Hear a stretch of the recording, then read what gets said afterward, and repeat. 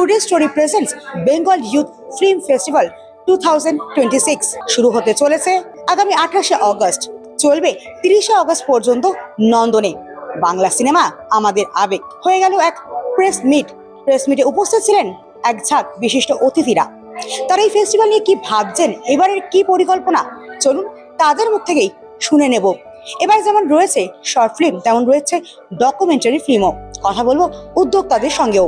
I think this is fantastic. I think this is an amazing festival. Jay, the moment I heard about it, I was like 100% I want to be involved in this because anything that encourages you, যে কোনো জিনিস যেটা মানে beginner লেভেলকে encourage আর platform দেয়, সেটাতে আমি always খুব supportive হই। কেন কি আমি যখন একদম বিগিনার লেভেলে ছিলাম, এরকমই ফেস্টিভ্যাল কিন্তু আমার ক্যারিয়ার তৈরি করেছে। মানে এরকমই ফেস্টিভ্যাল থ্রু দিয়ে আমার মানে দরজা খুলেছে ক্যারিয়ারের জন্য, আমার একটা স্টেপ থেকে নেক্সট স্টেপে গেছে। This is the first stepping stone towards glorious careers beyond this. তো I am very excited to support this. এরকম একটা দারুণ উদ্যোগ যেখানে নতুন ডিরেক্টরসরা তারা ছবি বানাবে, স্বল্প দৈর্ঘ্যের ছবি। সারা পৃথিবী জুড়ে এর অডিয়েন্স আছে, ফেস্টিভ্যালসে অডিয়েন্স আছে। এবং আরেকটা খুব ইম্পর্টেন্ট জিনিস হচ্ছে শুধু এক ধরনের ছবি, এক ধরনের গল্প, ওইগুলো নয়। এই ধরনের ফেস্টিভ্যালস হলে নতুন লোকজনরা কি ভাবছে, নতুন ডিরেক্টররা কি ভাবছে, তাদের ছবিগুলো দেখলে বুঝতে পারবো। Youthra is the future of the country. Future যেমন কান্ট্রির জন্য ফিউচার, তেমনি ফিল্ম ইন্ডাস্ট্রির জন্য ফিউচার। যদি আপনি ইয়াং জেনারেশনকে চান্স না দেন, তাহলে how do you get new ideas, new films? তো আমাদের এখানে খুশি হলাম অ্যাশ এখানে রয়েছেন। She is made a beautiful film on different subject all together, nobody can think even. তো এরকম আইডিয়াগুলো তো ইউথের থেকে আসবে। এরকম যে একটা হাটকে আইডিয়া, তো আমার মনে হয় let us give the youth a chance and we are sure they will be able to justify এই ফিল্ম ফেস্টিভ্যালটা খুব ভালো হবে। আমি লাস্ট ইয়ার থেকে এর সাথে রয়েছি। I have seen it is growing, লোকেরা আসছে, যোগাযোগ করছে, তাদের ফিল্মসটা দেখাতে চাইছে। It's a wonderful platform all together. এটা একটা অভিনব ফিল্ম ফেস্টিভ্যাল। ইউথদের ভেতরে একটা, ওদের নিয়ে যে কোনো প্রয়াস সে যে বিভাগেই হোক, তার একটা খুব প্রয়োজনীয়তা আছে। তার একটা কারণ ইউথদের একটা মানসিকতা আছে, মানসিক গঠন আছে, দৃষ্টিভঙ্গি আছে, দৃষ্টিকোণ আছে, যেটা ভেরি ইউনিক। সেগুলোকে হাইলাইট করাটা খুব দরকার। আর যেটা আমি সবসময় বলি, একটা ঝুঁকি নেবার ওদের একটা প্রবণতা আছে, একটা প্রয়াস আছে, সাহস আছে, this Audacity to do experimental work. সেইটার একটা প্ল্যাটফর্ম যে দেয়া হচ্ছে এই বেঙ্গল ইউথ ফিল্ম ফেস্টিভ্যাল থেকে, টুডে স্টোরির কাছ থেকে, এটাকে আমি খুব সাধুবাদ জানাই। এবং being a part of that as the CEO, I'm very proud. ওর ছবি দিয়ে আমি ফেস্টিভ্যালটা উদ্বোধন করি। এবং শুধু তাই না, যেখানে কেউ চেনে না, বড্ড ক্যামেরার পেছনে যেমন থাকে, সবাইকার পেছনে থাকে, কিন্তু আমি চেয়েছি যে ওকে কলকাতায় এবং ভারতবর্ষে ওকে নিয়ে একটা আমি ফ্রন্টে এনে ওর যে কাজ, ওর যে যত রকম তোমার শুনলে যে কত ভালো কাজ করছে ও, সেই কাজগুলোকে নিয়ে আমি একটা আলাদাভাবেও আমি ছবি করব। একটা ফিল্ম ফেস্টিভ্যাল বা ফিল্ম সংক্রান্ত কিছু, তার জন্য আমাদের হল দেওয়া হতো না। আমরা SRFTI যেহেতু কেন্দ্রীয় সরকারের অধীনস্থ সংস্থা, সেখান থেকে আমরা হল ভাড়া নিয়ে করতাম। কিন্তু কলকাতার সিনেমার পীঠস্থান নন্দন, সেখানে বসে না মানে ঠিক সেখানে লোককে না দেখার সুযোগ করে দিলে, বা সেখানে লোকের সাথে কমিউনিকেশন না করলে একটা অপূর্ণতা থেকে যায়। আমাদের সরকার আসার পরে আমি চাইবো এরকম আরো অনেক ফিল্ম ফেস্টিভ্যাল হোক।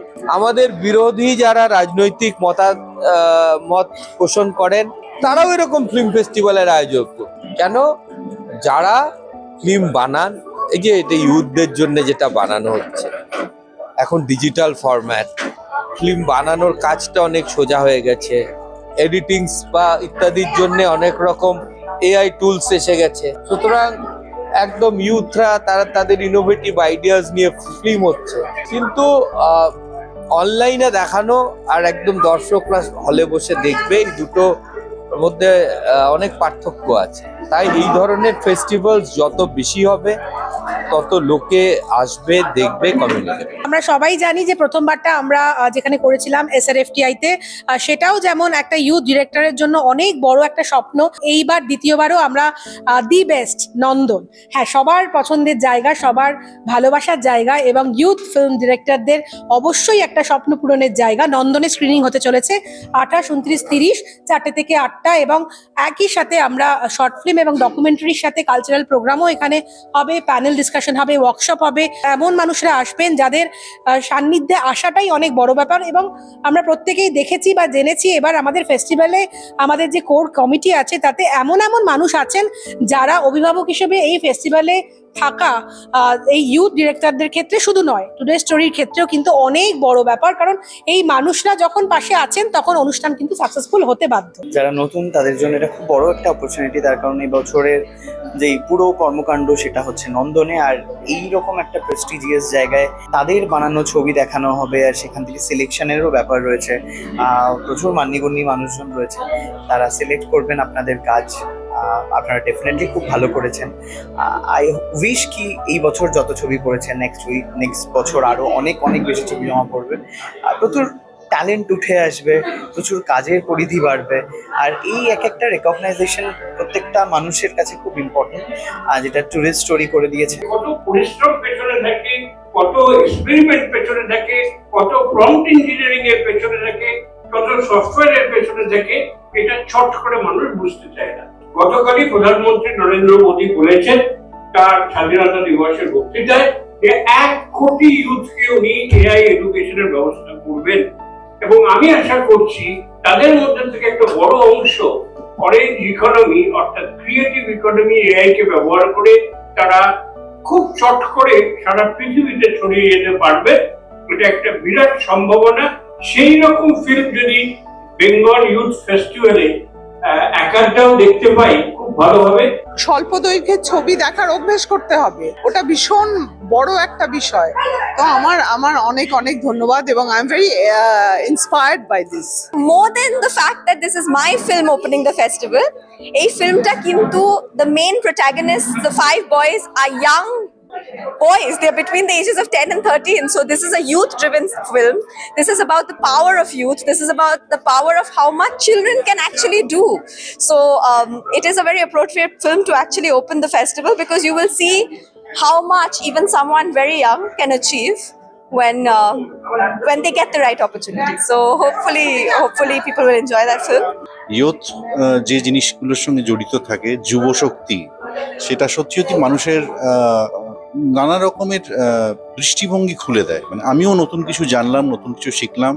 এখানে প্রচুর সিনেমা এসছে, প্রচুর শর্ট ফিল্ম এসছে, ডকুমেন্টারিজ এসছে, এবং আমি মানে এইটুকু বলতে পারি যে আপনাদের যে জিনিসটা পরিবেশন করা হবে, যেগুলো আপনারা দেখবেন, তাতে আপনাদের অনেক নতুন নতুন ধরনের দৃষ্টিভঙ্গিতে যে সিনেমাকে এখন সারা বিশ্বে যেভাবে রিপ্রেজেন্ট করা হচ্ছে, সেই জিনিসগুলোর ব্যাপারে আপনারা সুন্দরভাবে একটা আলোকপাত পাবেন। আগামী প্রজন্মের যে সমস্ত তরুণ যুবকরা সিনেমা জগতে অভিনয় এবং ডিরেকশন যারাই আসবে, তারা আমাদের টুডে স্টোরির এই যে সফল উদ্যোগ, যে উদ্যোগটা ওরা নিয়েছে, এই উদ্যোগটাতে আপামর বাঙালি এবং সব ধরনের মানুষ অনেক উৎসাহ পাবে। যুবকরা এগিয়ে আসবে, শুধু যুবকরা এগিয়ে আসবে না, তারা অনেক ইন্সপিরেশন পাবে। সেই ইন্সপিরেশন পেলে বাংলার প্রতিভা আজকে বিকশিত হবে। আমরাও চাইব প্রত্যেক ঘরে সত্যজিৎ রায়, মৃণাল সেন, তপন সিনহার মতো বড় বড় ডিরেক্টর এবং সমস্ত শিল্পীরা তৈরি হোক। आजकल के जो पेरेंट्स हैं, हम लोग ये सोचते हैं कि हमारा बेटा डॉक्टर बने, इंजीनियर बने, वकील बने, लेकिन जो सबसे जरूरत की चीज है हमारे संस्कारों को जीवित रखने के लिए, हमारी जो संस्कारिक बातें हैं वो हमारे यूथ बच्चों को लेकर के बढ़ावा दें, ताकि वो अच्छी अच्छी फिल्म बना करके अपने समाज को और बढ़ावा दे सके, अच्छा कर सके। इसके लिए मैं जितने भी हमारे यूथ कलाकार, डायरेक्टर, जो भी इस इंडस्ट्री से शामिल हैं, उन सबको मेरा विशेष धन्यवाद देना चाहता हूँ। আশা করি আমাদের এই আগামী ইউথ ফিল্ম ফেস্টিভ্যালটা 28 তারিখ হবে, অনেক অনেক ভালো হবে, এবং প্রত্যেকে মিলে আমরা অনেক এনজয় করব, প্রচুর সিনেমা দেখতে পাবো। আগেবার প্রাইস ছিল, এবারও প্রাইস থাকবে। এটা দেবকী কুমার বসুর ফিল্ম ডিরেক্টর, তার উপর প্রাইজটা হচ্ছে। আই এম সো অনার্ড কি ওনার নামে প্রাইজটা এবছরও হচ্ছে। So I wish you all the best. First, second, third prize হবে Debaki Kumar Bose best director award, যেগুলো ওনার নামেই হবে। লাস্ট বারও আমরা প্রচুর ইউথকে সুযোগ দিতে পেরেছিলাম, এইবারও চেষ্টা করেছি।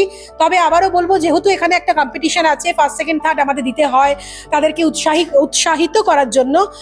কারোর ছবিই কিন্তু খারাপ নয়, সে তার সবটুকু দিয়ে কাজটা করেছে, সবটুকু দিয়ে সে তার শর্ট ফিল্ম কিংবা ডকুমেন্টারি বানিয়েছে। ডেফিনেটলি তার কাছে তো সেটা সবচেয়ে ভালো, এবং আমাদের কাছেও সেটা খুব সুন্দর এবং খুবই ভালো। কিন্তু যেহেতু একটা কম্পিটিশন, ওই একটু এগিয়ে থাকা কিংবা বিচারকের বিচারে একটু পিছিয়ে থাকার মধ্যে দিয়েই হয়তো এবারও আমরা পেয়ে যাব প্রথম, দ্বিতীয় এবং তৃতীয় জয়ীকে। Today story presents Bengal youth film festival আগামী 28, 29, 30 অগস্ট নন্দনে ফেস্টিভ্যাল চলবে। তার আগে এই প্রেস মিটে কি বলেন বিশিষ্টজনেরা? ছবি জমার ক্ষেত্রে কি কি বিষয়ে গুরুত্ব দেওয়া হচ্ছে, কতটা চ্যালেঞ্জের মধ্যে পড়তে হচ্ছে ছবি ছাড়াই বাছাইয়ের ক্ষেত্রে, তা তো আপনারা শুনলেন। আর গত বছরের মতো এবারেও কিন্তু রয়েছে প্রথম, দ্বিতীয়, তৃতীয় পুরস্কার।